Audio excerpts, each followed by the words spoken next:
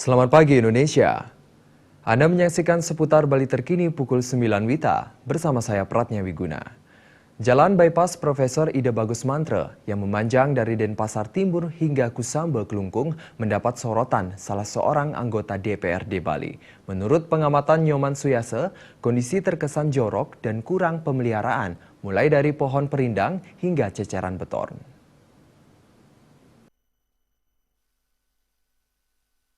Ungkapan disampaikan langsung anggota DPRD Bali Nyoman Suyase.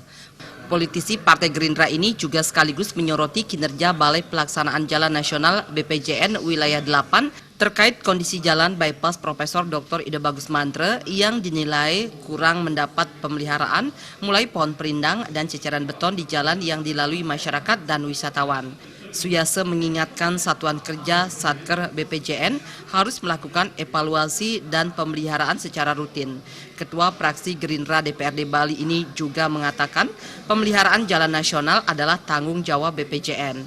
Pihaknya menyayangkan beberapa ruas sepanjang jalan bypass tersebut mengalami kerusakan, antara lain berlubang dan ada ceceran beton cor yang mengeras. Kerusakan atau cacat pada jalan tersebut sangat berbahaya bagi pengendara, apalagi di sekitar Desa Ketewel ada proyek jalan yang mangkrak, akibatnya mengganggu pengguna jalan. Bekas ceceran beton-beton itu. Nah ini saya kira yang bertanggung jawab juga harus dituntut ke sana untuk membersihkan itu.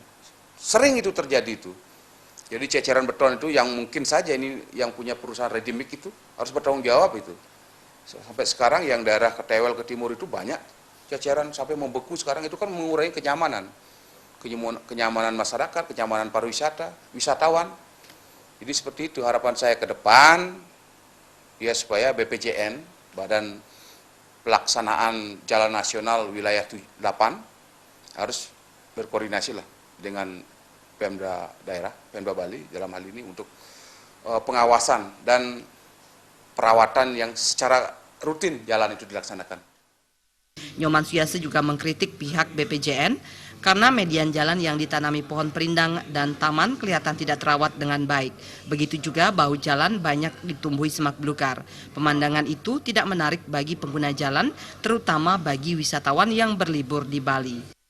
Supiatna, Bali TV.